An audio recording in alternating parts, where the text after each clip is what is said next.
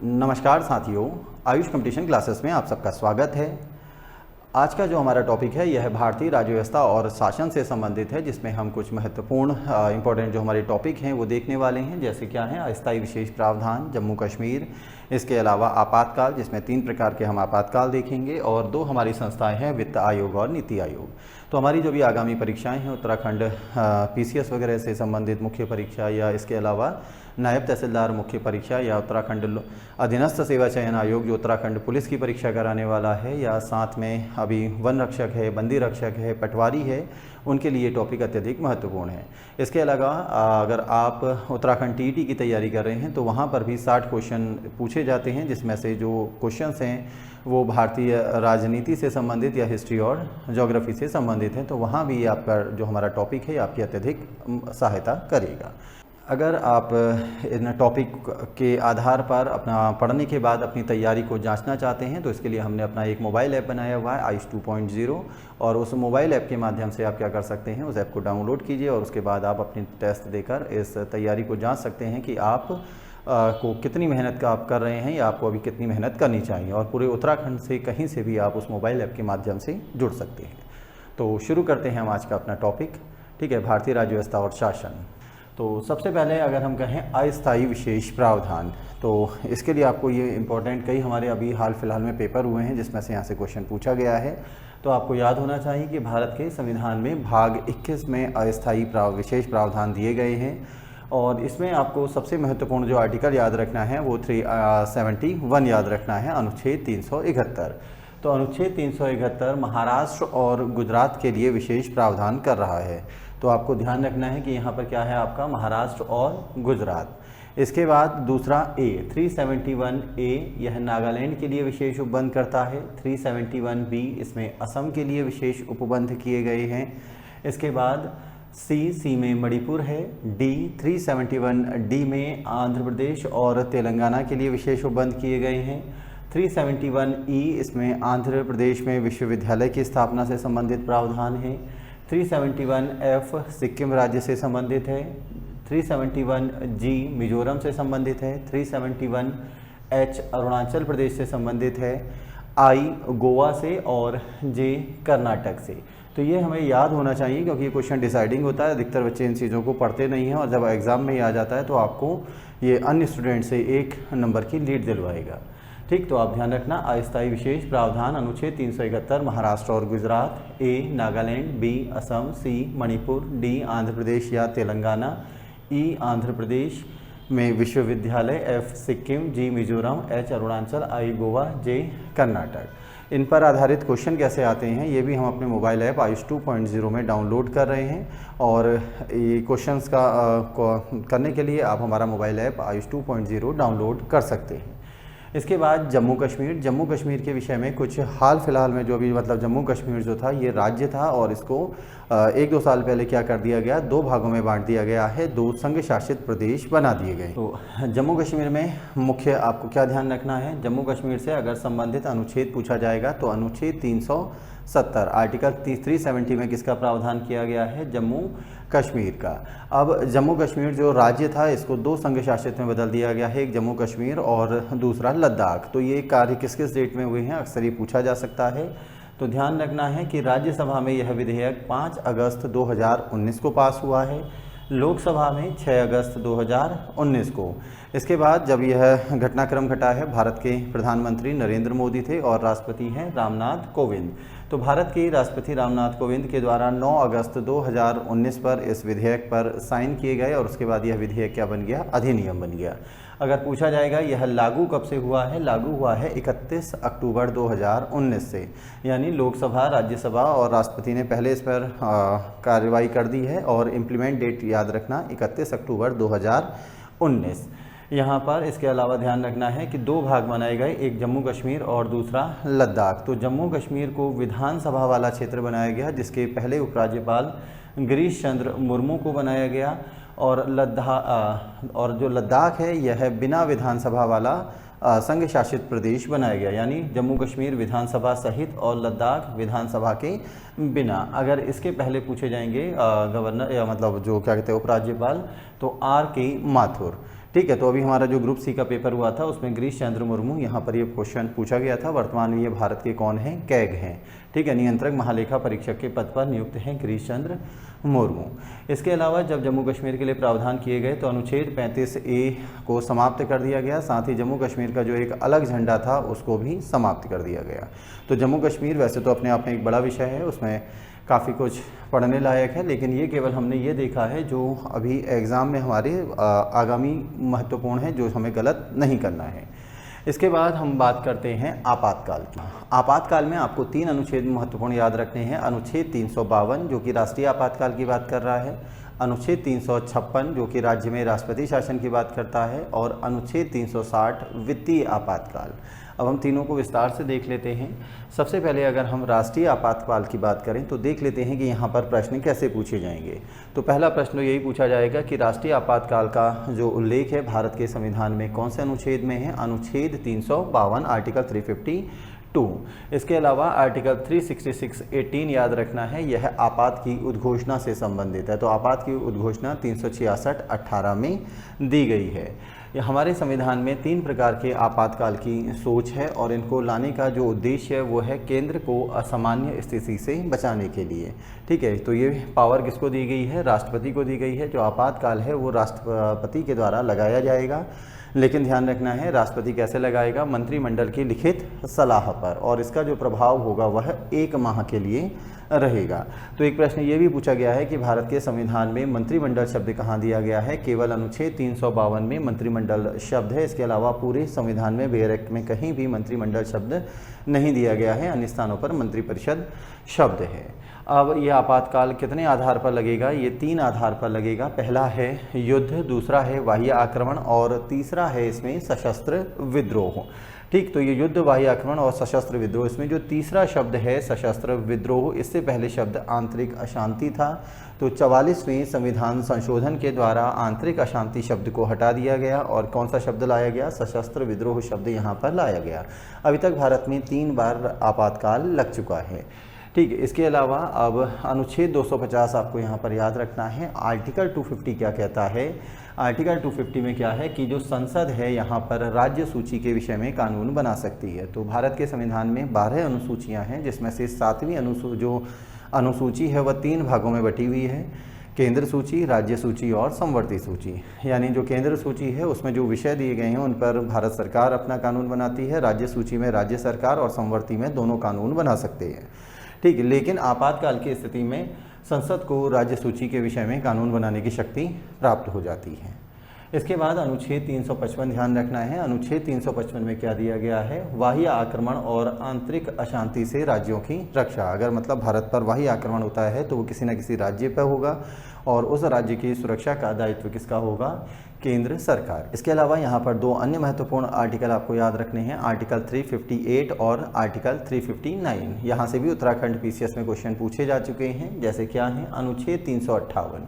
तो भारत के संविधान का अनुच्छेद 358 क्या कहता है कि जो हमें अनुच्छेद 19 में मूल अधिकार मिले हुए हैं, ये मूल अधिकार 6 मूल अधिकार हैं, यह स्वतः निलंबित हो जाते हैं, लेकिन केवल 2 आधार होने चाहिए, पहला युद्ध या दूसरा बाह्य आक्रमण। ठीक, तो ध्यान रखिए आर्टिकल 358 उसमें क्या कहा गया है कि अगर युद्ध या बाह्य आक्रमण के कारण, ठीक है, इन्हीं दोनों आधार पर, तीसरा आधार सशस्त्र विद्रोह यहाँ पर नहीं आएगा, तो इस आधार पर अगर राष्ट्रपति के द्वारा क्या करा जाता है? आपात की उद्घोषणा की जाती है। तो अनुच्छेद 19 जिसमें हमें 3 प्रकार की स्वतंत्रता जिसमें हमें 6 प्रकार की स्वतंत्रता मिलती हैं, वो 6 मूल अधिकार हमारे क्या हो जाएंगे? स्वतः निलंबित हो जाएंगे। इसका मतलब क्या है कि हम उनके लिए न्यायालय की शरण में नहीं जा सकते। ये 6 मूल अधिकार क्या हैं? हमने मूल अधिकार वाले चैप्टर में बनाया हुआ है। इसके बाद आर्टिकल 359 आपको ध्यान रखना है। आर्टिकल 359 क्या कहता है?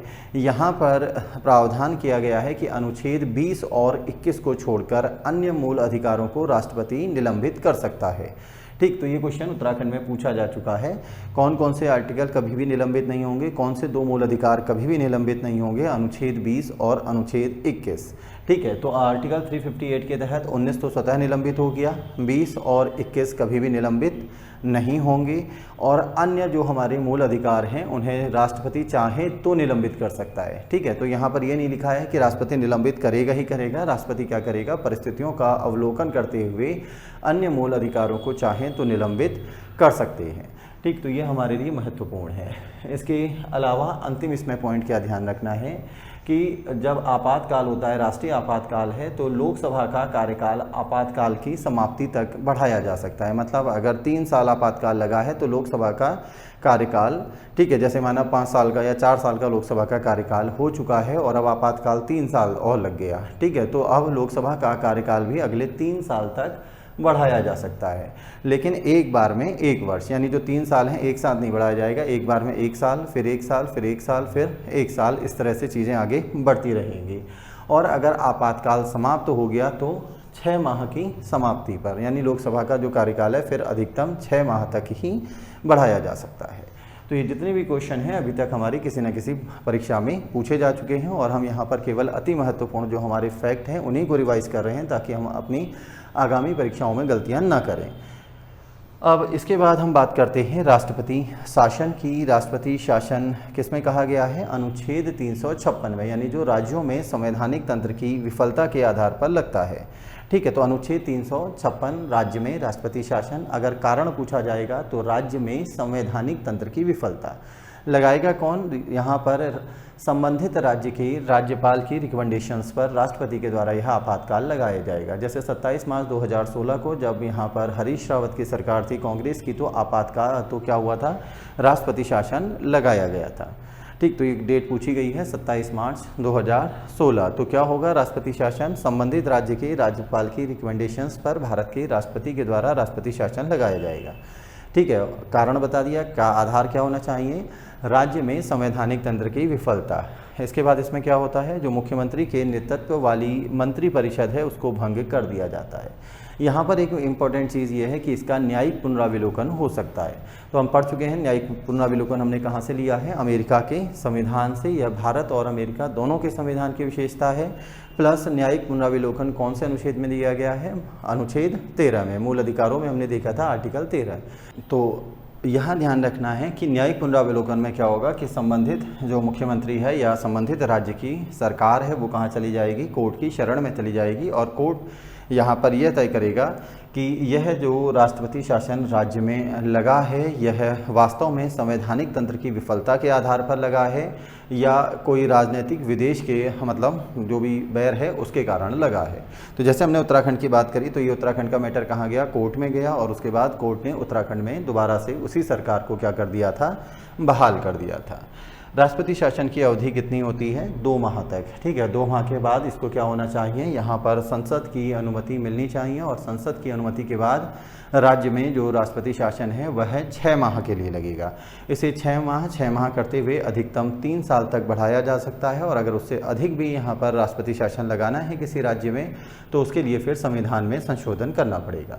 अगर पूछा जाएगा कि सबसे पहले राष्ट्रपति शासन किस राज्य में लगा था, तो पेप्सू यानी पंजाब में लगा था, और अगर सबसे अधिक समय तक कहा जाएगा तो सबसे अधिक समय पर तक जो राष्ट्रपति शासन है वह कहाँ पर लगा है, जम्मू कश्मीर में।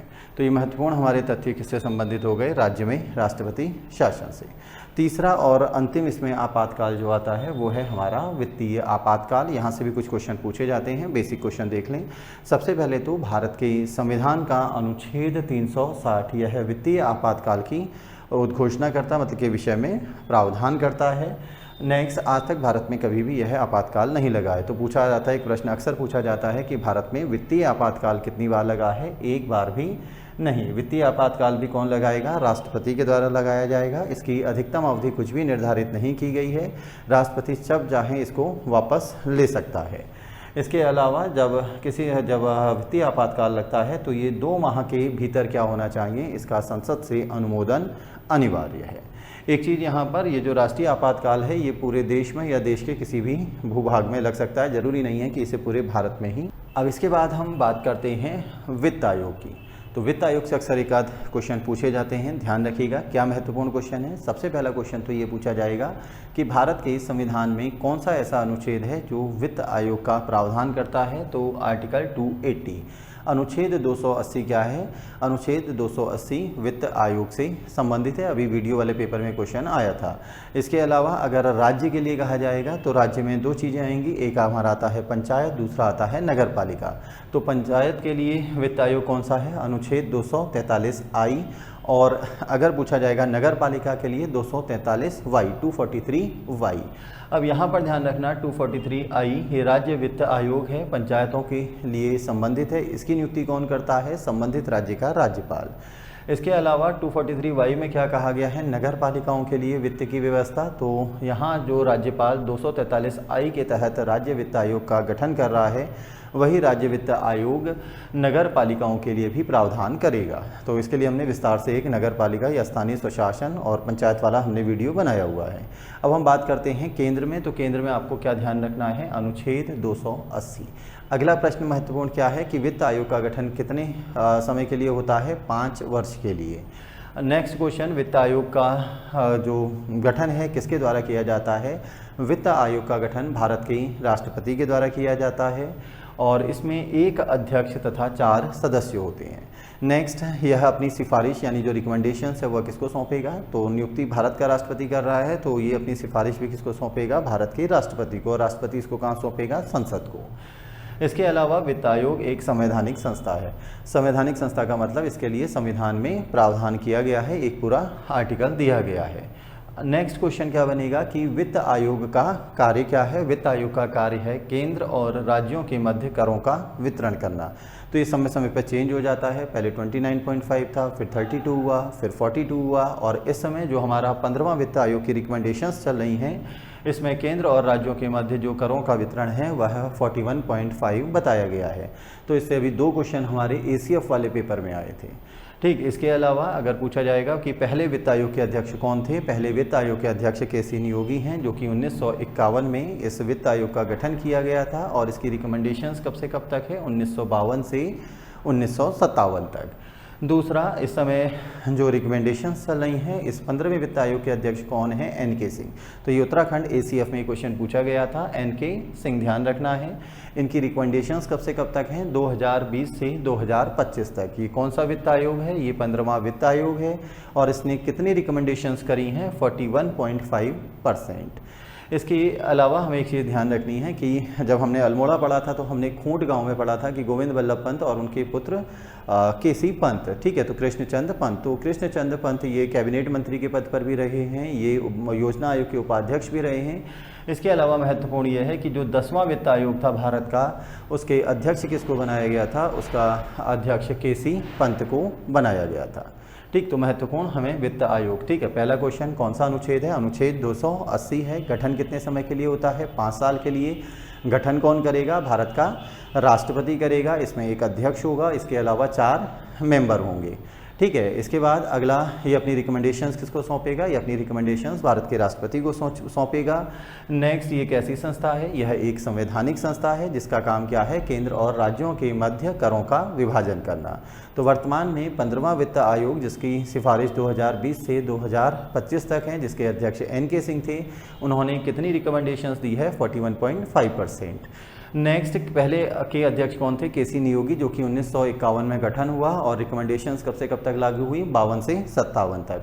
10वें वित्त आयोग के अध्यक्ष कौन थे? ध्यान रखिएगा, KC पंत। इसके अलावा पंचायतों के लिए कहाँ से आएगा? आर्टिकल 243I और नगर पालिकाओं के लिए कहाँ से आएगा? Article 243Y। क्योंकि पंचायत और नगर पालिकाएँ राज्य सूची का विषय हैं, इसलिए इनकी नियुक्ति भी कौन करेगा? संबंधित राज्य का राज्यपाल। अब इसमें हमारा अंतिम यहाँ पर आता है नीति आयोग। तो पहला क्वेश्चन, नीति आयोग जो था, इससे पहले जो आयोग चलता था उस आयोग को योजना आयोग कहा जाता था। योजना आयोग का गठन 15 मार्च सन 1950 को किया गया। तो एक क्वेश्चन उत्तराखंड में पूछा गया था कि योजना आयोग के पहले अध्यक्ष कौन थे? तो योजना आयोग में कोई भी परमानेंट अध्यक्ष नहीं होता, उसमें पदेन अध्यक्ष होता है, यानी जो भारत का प्रधानमंत्री, जो भारत के प्रधानमंत्री हैं, वही योजना आयोग के क्या होते थे? अध्यक्ष। साथ में इसमें क्या होते हैं? उपाध्यक्ष। तो योजना आयोग का गठन 15 मार्च 1950 को किया गया था, जिसके पहले अध्यक्ष जवाहरलाल नेहरू थे और पहले उपाध्यक्ष गुलजारी लाल नंदा। तो ये क्वेश्चन भी उत्तराखंड पीसीएस पूछ चुका है। योजना आयोग के पहले अध्यक्ष, आंसर ध्यान रखना है, जवाहरलाल नेहरू। तो वर्तमान में योजना आयोग को समाप्त कर दिया गया है। इसकी जगह एक नया संगठन लाया गया है, नया आयोग बनाया गया है, जिसे हम किस नाम से जानते हैं, नीति आयोग। अब नीति आयोग के लिए क्या क्या महत्वपूर्ण क्वेश्चंस हैं, इनको देख लेते हैं। पहले पूछेगा नीति आयोग की फुल फॉर्म क्या है, तो national institution for transforming India. ठीक है, कहाँ पर है, ये दिल्ली में है। और 1 जनवरी 2015 को भारत के प्रधानमंत्री नरेंद्र मोदी के द्वारा क्या किया गया था, योजना आयोग को समाप्त कर दिया और उस डेट से फिर उन्होंने 1 जनवरी 2015 को नीति आयोग का गठन किया। इससे पहले 31 दिसंबर 2014 यानी आप कह सकते हैं तब तक हमारा क्या है, योजना आयोग। नेक्स्ट, नीति आयोग के अध्यक्ष कौन होते हैं, नीति आयोग के पदेन अध्यक्ष कौन है, भारत के प्रधानमंत्री, यानी कोई परमानेंट अध्यक्ष नहीं है, जो भी भारत का प्रधानमंत्री होगा वो नीति आयोग का अध्यक्ष बनेगा। इसके अलावा इसमें एक उपाध्यक्ष और एक सीईओ, 2 पद इसमें और महत्वपूर्ण है। तो कोई भी पूर्णकालिक अध्यक्ष नहीं होता है। यह एक संविधानेतर संस्था है, यानी इसके लिए संविधान में कोई भी आर्टिकल या कोई भी अनुच्छेद नहीं लाया गया है, अलग से परामर्श, अलग से क्या किया गया है, इसमें इसके लिए प्रावधान किया गया है। अब यहाँ ध्यान क्या करना है कि ये कैसी संस्था है, ये परामर्शदात्री संस्था है। अब नेक्स्ट, इसके बाद अगर वर्तमान में इसके सीईओ पूछे जाएंगे तो नीति आयोग के सीईओ कौन है इस समय, अमिताभ कांत हैं, और इसके उपाध्यक्ष वर्तमान में है सुमन बेरी। तो जो नीति आयोग के उपाध्यक्ष हैं इन्हें किसके समान दर्जा दिया जाता है, कैबिनेट मंत्री के समान दर्जा दिया जाता है योजना आयोग के उपाध्यक्ष को। तो ये महत्वपूर्ण तथ्य हैं जो हमें ध्यान रखने हैं नीति आयोग के विषय में, जैसे कौन कौन से हो गए, national institution for transforming India, full form हो गई। 1 जनवरी 2015 को प्रधानमंत्री नरेंद्र मोदी के द्वारा इसका गठन किया गया। वर्तमान में इसके अध्यक्ष भी भारत के प्रधानमंत्री नरेंद्र मोदी हैं। उपाध्यक्ष इसके सुमन बेरी हैं, जो कि कैबिनेट मंत्री के समान उनको दर्जा दिया गया है। अमिताभ कांत इसके सीईओ हैं। कोई भी पूर्णकालिक अध्यक्ष नहीं होता है। यह एक संविधानेतर संस्था है जो कि केवल परामर्श दे सकती है। ठीक है, नीति आयोग किस पे कार्य करता है, नीति आयोग सहकारी संघवाद के सिद्धांत पर कार्य करता है। इससे पहले जो संस्था थी उसे योजना आयोग के नाम से जाना जाता था, जिसका गठन 15 मार्च 1950 को हुआ। अगर पूछा जाएगा योजना आयोग का समापन किसने किया, भारत के प्रधानमंत्री नरेंद्र मोदी ने। इसके पहले अध्यक्ष कौन थे, जवाहरलाल नेहरू, और पहले उपाध्यक्ष कौन हैं, गुलजारी लाल नंदा। तो इसी के साथ हमारा आज का ये टॉपिक समाप्त होता है, जिसमें हमने अपनी आगामी परीक्षाओं के लिए महत्वपूर्ण कुछ टॉपिक और उनसे संबंधित जो मोस्ट इंपॉर्टेंट फैक्ट हैं इनको देखा। ठीक, तो इसी के साथ हमारा आज का ये टॉपिक समाप्त होता है। धन्यवाद।